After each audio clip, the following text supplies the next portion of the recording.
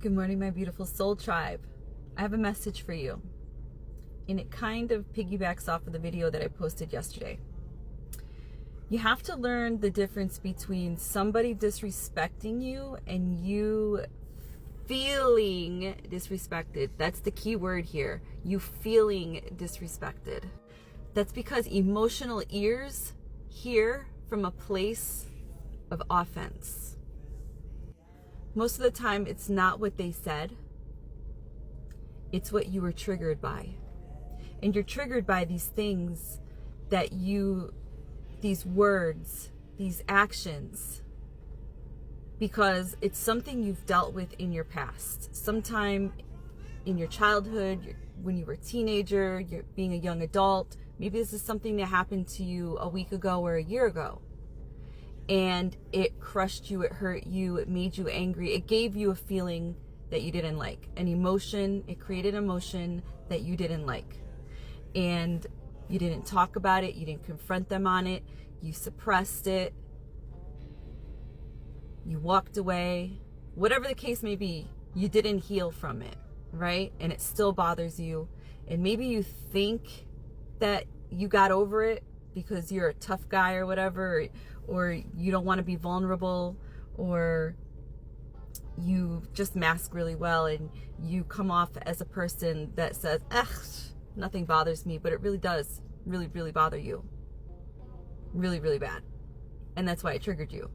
You say, you're probably a person that says, I don't give a fuck, but you do give a fuck because their actions or their words triggered you.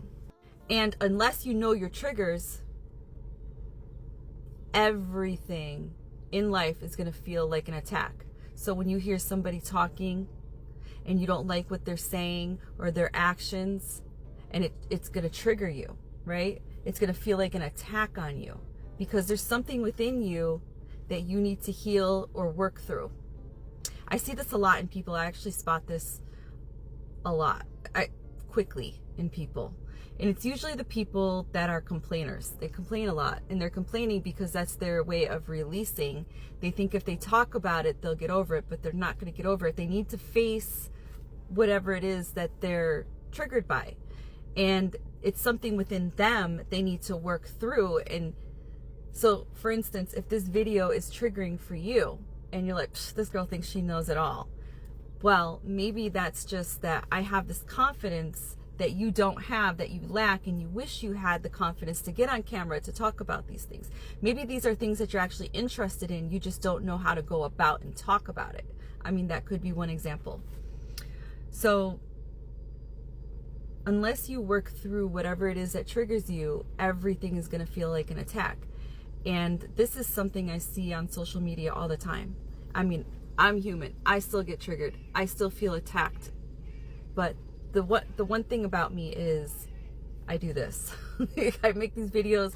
I'm constantly writing down my thoughts, and I'm journaling, and I'm integrating, and I have awareness of this. Do I fall off the wagon and get caught up in the shit? Yes. Not all the time, but yes, I still get caught up in the bullshit. But then I'm like, damn, Gabby, why you did that to yourself? You know better, right? But again, human, still working on my shit. But I do see this a lot, especially on social media. And we're on TikTok, and we have this thing called lives. And in a live on TikTok, you could watch from behind. We call it window watching, meaning that you do not have to enter the chat. You don't have to be on the bottom chatting, and you don't have to enter the boxes to talk to people. And so the people from behind tend to listen, right? And they take, most of the time, not all the time, because people are really spiteful out here, but most of the time people are taking what other people are saying at a deeper level, right? And they're assuming that it's an attack at them, and they might not even be talking about them, but people will react that are watching from behind thinking that it was an attack to them because it triggered something within them that they haven't worked through, that they haven't healed from. There's this saying, and it goes like this: your perception of me is a reflection of you.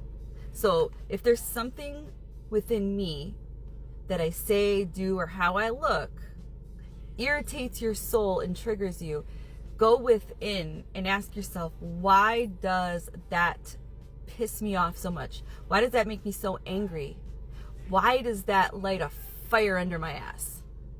And sit with that question, or those questions if it's many, and see what comes up. And then fix that within yourself. My reaction to you is an awareness of me. Meaning, if I don't react to something that used to trigger me, that's because I now have an awareness of it within me that I had healed or fixed or worked through or talked myself through or confronted. Sometimes you have to confront other people. Sometimes you have to confront yourself. But long story short, if it triggers you, it needs to be worked through. If it triggers you, it needs to be healed. Stop being so fucking triggered. Life is short. Fuck what they do. Fuck what they say. And just live your life. You came into this world alone. You're going to exit this world alone. And that's literally what I tell myself every single time something fucking bothers me or somebody irritates my soul because of their actions or lack of. All right. Happy Saturn Day.